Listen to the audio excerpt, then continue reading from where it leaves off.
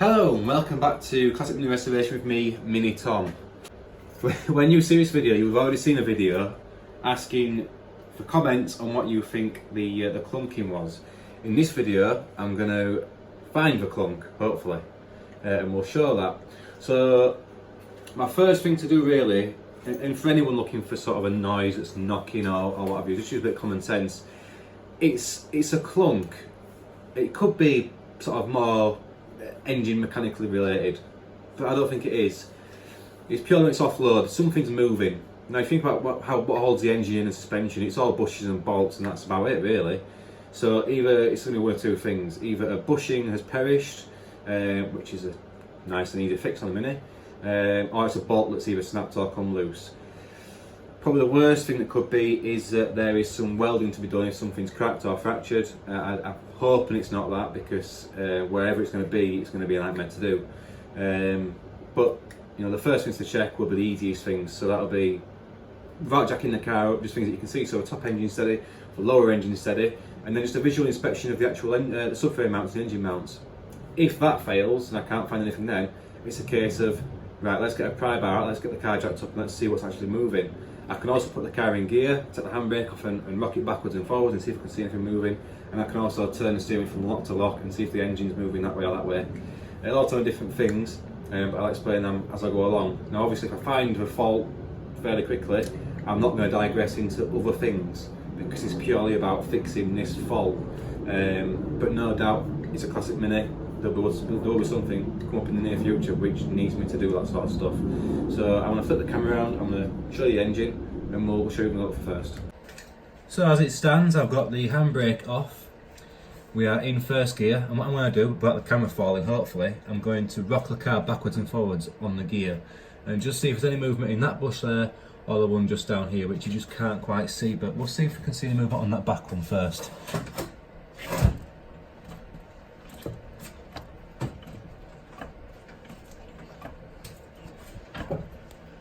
Now I think I can see a bit of movement on that bush, and I think I can also see some on the front mounting bush as well.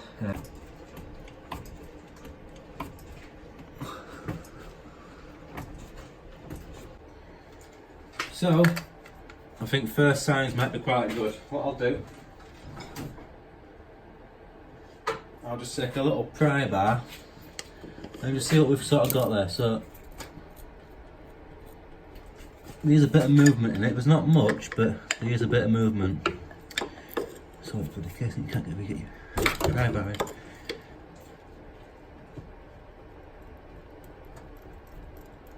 So there's a bit in there, and I think I can see a bit of wear at the back there. Can't get my bar into that one really.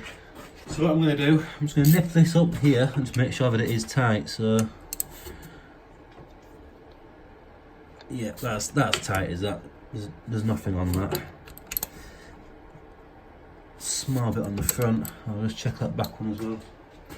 There we go. You guys can't see a bloody thing, can you? Well, I'm right at the back here. I don't know if you, well, you can't see it, but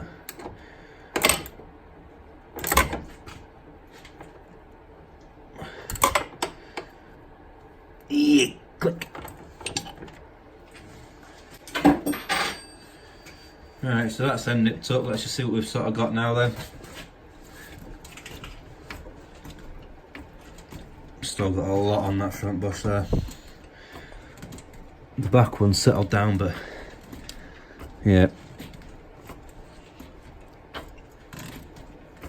far too much wear on that front one there. Right, so even though that one's tight up there, this one's at the back here. That one is, it's got a bit of movement in it. Now the issue I'm having is I can't replicate the actual sound it's doing. I can't move the car sort of hard enough or fast enough to do it. Putting it in gear doesn't do it either. It is literally where I'm letting off the throttle, and obviously it changes from being a pulling motion to a pushing motion, as in sort of the car's now pushing the engine whereas the engine's pulling the car. It's that transition that's doing it. So what I'm going to do, because there's too much movement in this bush anyway, I know that, so I'm going to get a new bush for that, a new bush for that back one there. We'll put them in and we'll just take it for a test drive and see what happens. I'll have another look around the car while I'm here, just to make sure there's nothing else built more untoward, but at the minute, my suspicion is that's for noise. So all you need to take it off is there's obviously a 1/2 inch nut there to undo, sorry, a 1/2 inch bolt there to undo, one just further back on it on the bracket, and there's a 1/2 inch bolt and nut there to do. Sorry, my light's flickering. There we go, might be better. So yeah, it's just three bolts. Obviously my earth strap's there, so that's going to have to come out, so no starting the engine without the earth strap on. If you're doing this yourself, do not start it. You can cause some short circuits. For now, we will just take this out.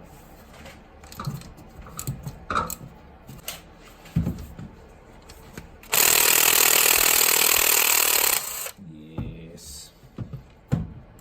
Brilliant.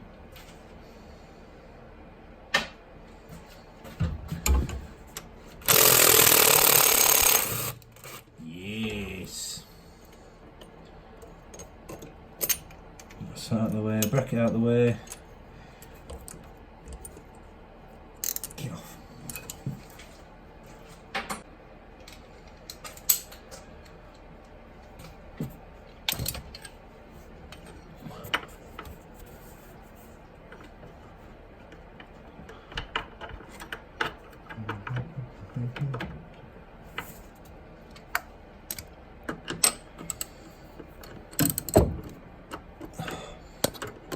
Now you're in my way.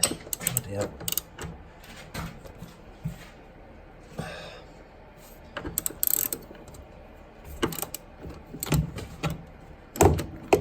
Right.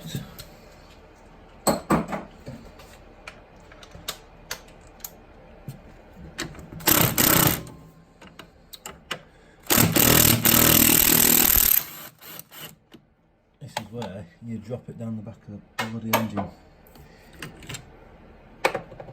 Take that nut out. Oh, look at that, cheeky.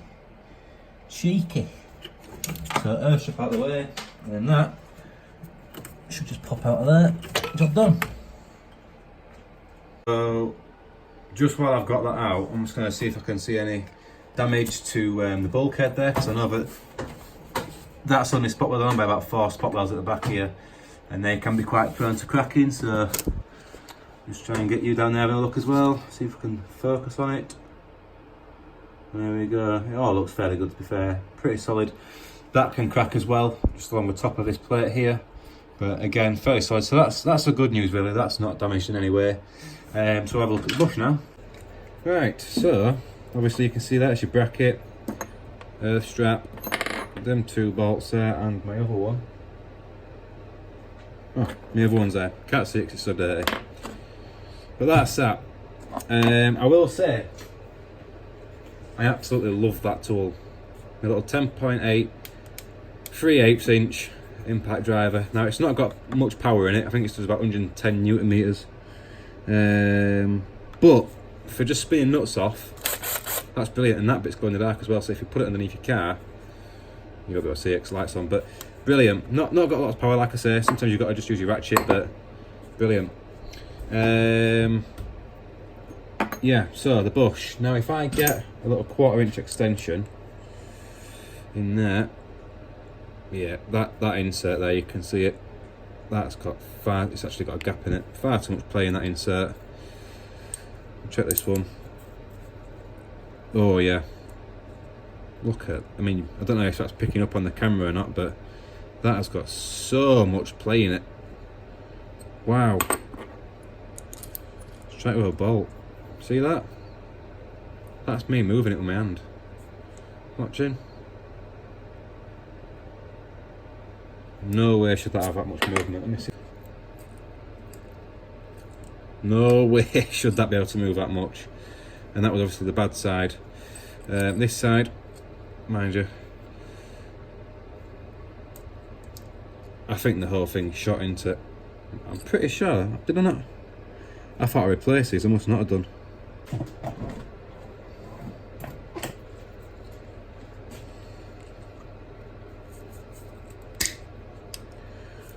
Normally if you get the insert out, that should just pop out after that. See? So yeah. can't think if I replaced these or not. I must have done, because I put new bolts in it at the front. But that's definitely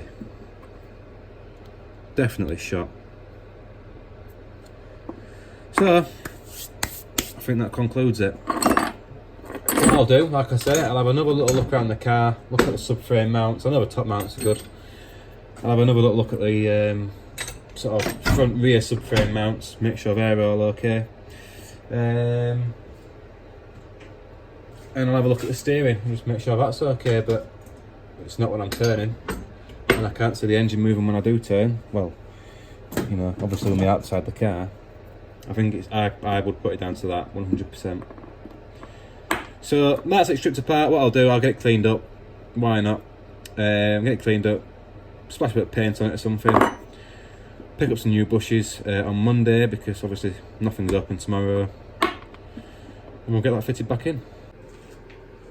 So what I just thought I'd do, I'll give the engine a quick shake while that stabiliser bar's off. Just makes sense. I mean, while it's moving a lot more freely, I'll hear if anything else is untoward. As in, if I wasn't getting enough movement with that bar being on, I'll hear for something else causing it. It did sound more metallic than that bar, but I mean, we'll give it a wobble, and if anything sort of metallic knocking, now's the time to find it. So.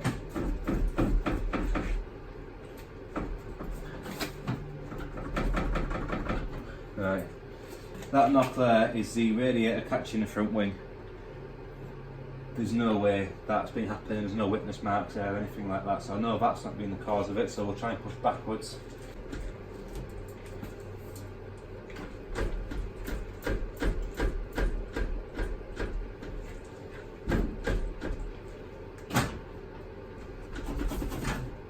And now what that is, the back of the wax start valve underneath the carb is hitting the bulkhead, and again, no witness marks apart from the ones that I've just caused. There's no way on this planet that with that being right, that should ever touch that. I'm pretty convinced that the stabiliser bar, top engine still here, that's at fault.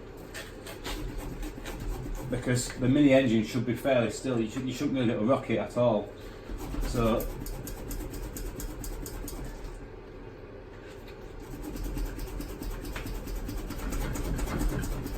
yeah, I think that's it. Right, so just been a quick one anyway, hasn't it really? With this off, I can't hear anything which sounds like the noise it was making while I was driving it. So, and as well, with that being off, there's a hell of a lot more play in that engine than what should ever be there. It should be really, really taut. That's the whole point of these. Now, some minis have 2, some minis have 3. This one has 2, but when I put the Innocenti engine in it down here, I'll put in the top one across there as well, and maybe even 1 to go underneath onto a subframe to the back of the engine, so there'll be 4 on it. I would have definitely said that either the bolt being loose on the back there has been sort of making the knocking noise. I don't think it was that, but it's either going to be that, or it will be actual the movement in here is causing that to knock against there. So there shouldn't be that much play in these anyway. But I have heard there's a lot of people have had these. It's quite a common thing on minis. These polybush type ones wear out so quick. I mean, in fact, I think they're rubber. I thought they were polybush. I think they're rubber. In which case I hadn't changed them, because I would have put polybush in. Mind you, I've heard they're just as bad. So anyway, I'll see what route to go down with these. I'll probably get some decent quality polybush ones and try them in it. Takes 2 minutes to shove it in. They're cheap enough. We'll take it for a spin, see if that cures it. I personally think it will do. If it don't, then we're back to a drawing board, but at least we can rule that out. Right, so today's Monday. You will have seen a video yesterday about the knocking on my car, and I asked for some suggestions on what you guys thought it was, and to be fair, a lot of you came to the same conclusion what I did, and that was obviously this. Now, you've just seen me diagnose this, so you already know that, but I wanted to just say, because obviously I haven't seen the video in the meantime, so in the comments, I just want to say well done to a lot of you, because you all came to the same conclusion.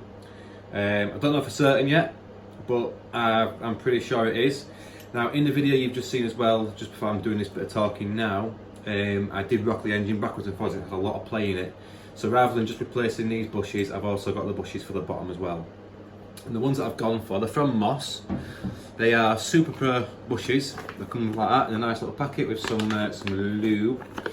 I've got 4 of these because the guy said, oh well, your lower ones are exactly the same. So I've got 4 of them. They don't come with pins. You can buy the pins separately, but he said what you need to do is when you took your bushes apart, which obviously remember we split them apart and this came out, we just need to clean that pin up. So a wire wheel, maybe a sharp screwdriver, standard knife, something like that. Just get all that old rubber off it, get it nice and clean, and then reassemble them. In terms of this, I am going to just wire wheel it, put some stone chip on it and put some lacquer on it, because I ain't got time for hammerite to be drying or anything like that. So yeah, let's get on.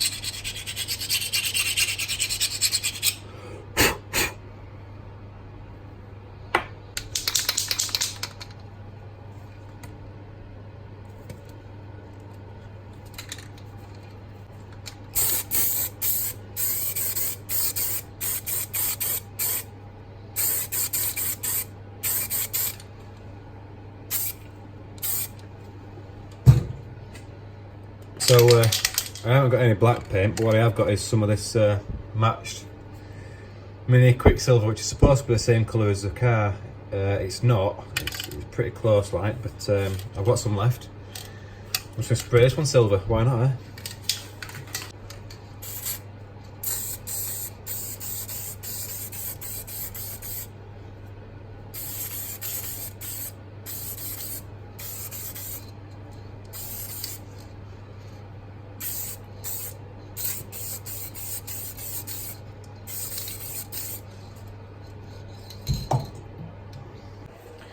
So, just went to get my bottom bush out, checking what bolt size it is. This is no word of a lie. Can you see a nut on there? I can't, so that explains a lot of the noise. There's no nut on it, and there definitely was one when I put it on, so that's come off and I've lost the washers. So I'm going to have to find something to work with that one. So I'll get this out, get that cleaned up in the same manner, get the bushes changed, and actually find a nut for that this time. There was even a bloody lock washer on that, I'm sure there were. Anyway, that's where we're at. Right, so that's now cleaned, painted, looking lovely. I've got this one just over here, just drying. That's the bottom one. I kind of think, you know what, if you're taking something off a car to put it back on, you may as well clean it up, get it painted, make it look nice.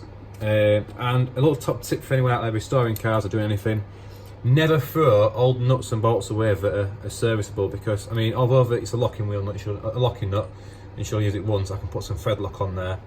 I've also got a spare spring washer, and I found that washer as well which fits. So yeah, I've made that up, which should get me back on the road, and that just saves messing about going down to car part shop, picking up a UNF thread bolt, which is always hard to find. Normally you've got to go to your classic car places, and yeah, they're cheap enough when you're buying 1 or 2, but you know, when you're buying quite a few, it adds up. So save them, you can still use them, and it gets you out of a pinch like this one. So next step really, I need to start pushing these in. Seems fairly simple. Now these come with a lifetime warranty. I don't know exactly what that means, I need to have a look online at it, but lifetime warranty, obviously you get your bush, you get some grease, and you use your existing pin, or you can buy new ones. I think they're like £3 for a new pin. The guy just said just clean up your old ones. The instructions on the back are fairly straightforward. You basically grease all around here, grease a bit in there, slide this in first, followed by your pin, and then put it back on the car. So, right, so this has got messy now, really messy. And I'm going to be totally honest with you, if you're going to try and force that in with ice like that, you are pissing in the wind. The way you need to do it, get it somewhere snug, so something can hold it. Get your bush, because I mean, believe me, these are tight. So if a vice doesn't work, but I suppose with it being tight, it's a good thing. So I've got leftover grease, I'm going to use that. Grease the heck out of it. Now, looking at it a bit closer, there is one way it goes in. This side here with the numbers has got more of a chamfer. This has got a slight chamfer, but yeah, that's the back of it. So yep, there you go. Put some grease on it. This stuff is horrible, by the way. And then the bit where you get your numbers, apply grease to that bit.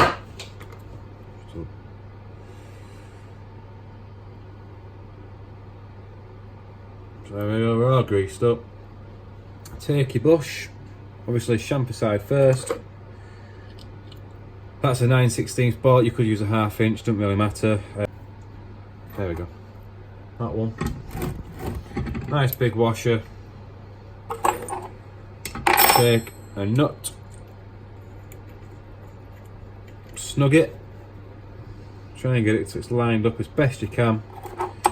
You can obviously use your ratchet, I've got my impact gun, and just wind it in slowly. Now it will start to go off centre, just keep it going, it will put itself in.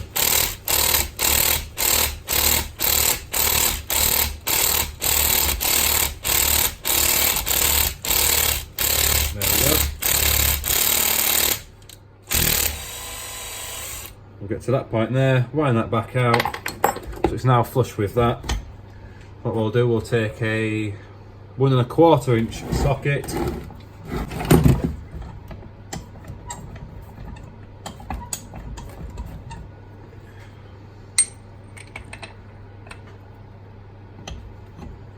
and then this bit, it just literally, you can't just see it, 9/16, sorry, 1 1/4 inch socket there, just to make a bit of space around it. There's the bush is there, it just pops in.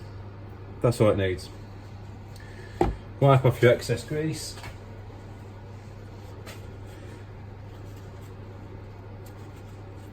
That's one bush in. You need to get your cleaned up pin. Again, bit of grease on it.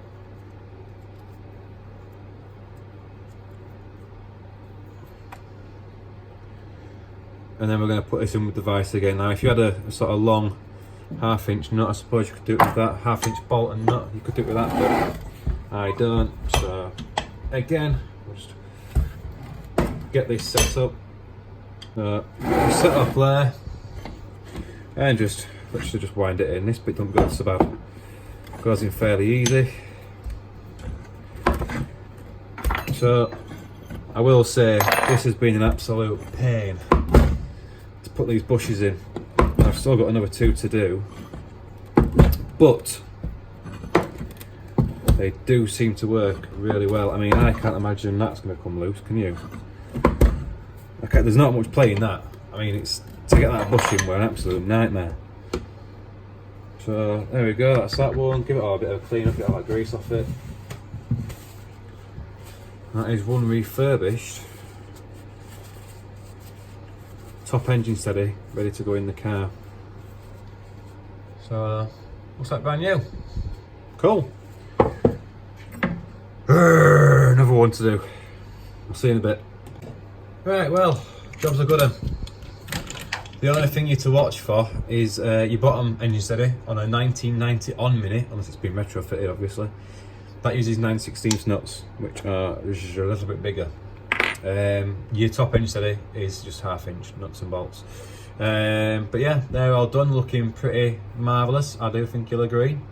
So just time to get them fitted back to the car. So that is exactly the opposite of how you took them off. Don't forget with your top one, you've got your earth strap.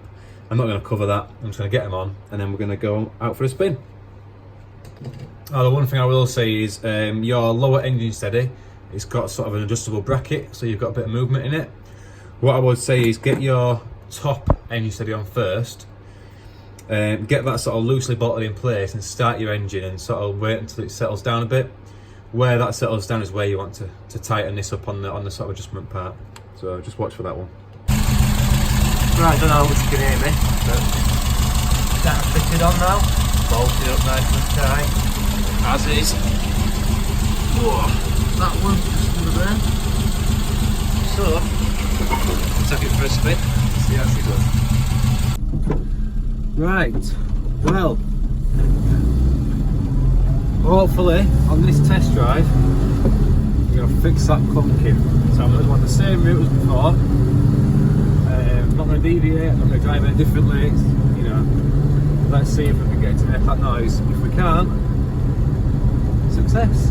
If we can't, well then, you was all wrong, so was I. Yeah, tell you what though, boys and girls, motor driving classic is that bloody freezing.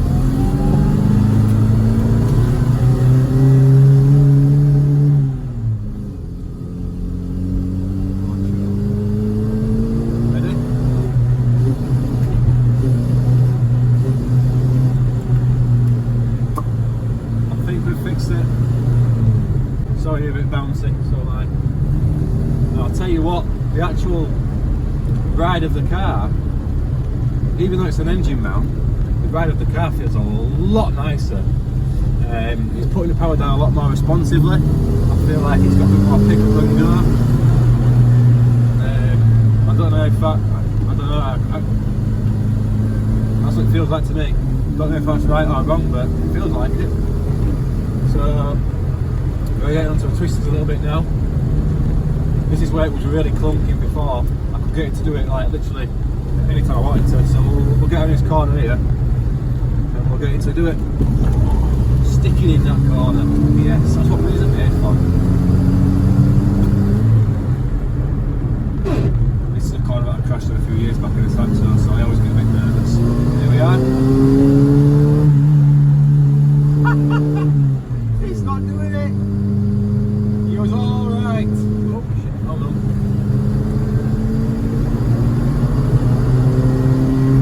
Oh, that's just. Is that not music to your ears? Woohoo! Here we go. Here we go. What I'll do, I'll try and clean my windscreen a bit. Flip around, and you can see where we're going. Because it's a bit disorientating for you boys, like that. Oh, it's just so much more fun to drive. Hold on, let me get pulled up, we'll sort his camera out.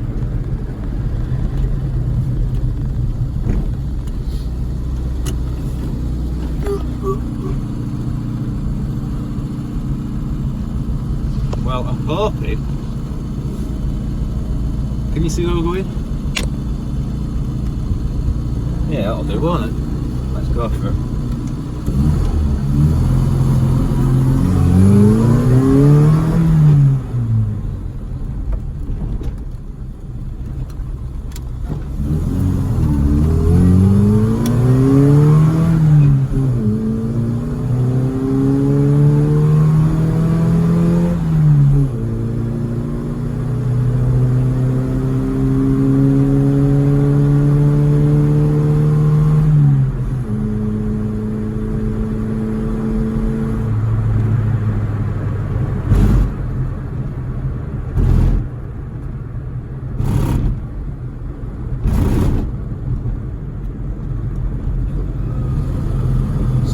The YouTubers and the WhatsApp group will know when I first got the car on the road I couldn't get to 70 miles an hour. Obviously I've tweaked a few things since then, like the car I've had it's kind of rebuilt the car a little bit. Obviously that work's been done now, so I've got more confidence in it. So this road that I'm going on now, the Hillcliff Burley bypass, the 70 mile an hour road, let's see if we can get there.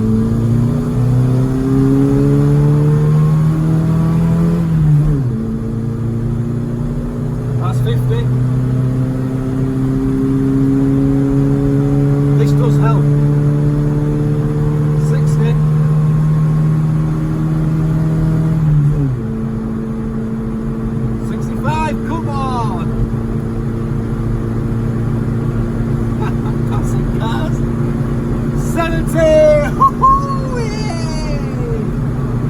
Finally got motorway speeds.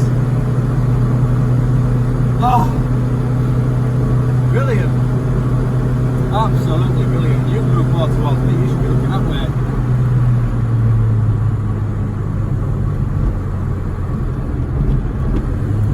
Oh, do you know what? We'll do it roundabout actually. We'll do it roundabout. That's what these cars are made for. Cornering. Woohoo!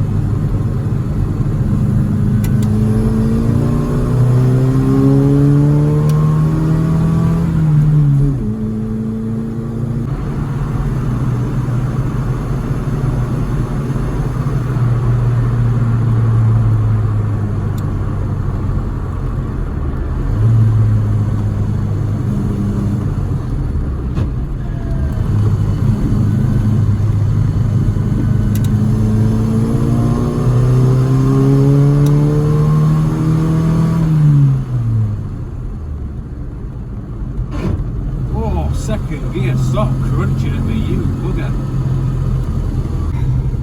That feels so much better. I can't even explain to you. Before it was all, nothing just felt as tight as it does now, but just everything feels so nice and tight. A weird little thing like the engine mounting, you know, the stabiliser bars like that, and it's just transformed the car. Obviously I can't speak for longevity of them bushes. I will keep you updated on them. They have got a lifetime warranty, which it might mean it's a lifetime of a year or 2 or 3, or it might be forever, you never know when you have a look online. But it's got a lifetime warranty. They were pretty tight getting them in. So hopefully they'll stand up. I will let you know. But how the car feels now compared to what it was, I would absolutely recommend them. I really would.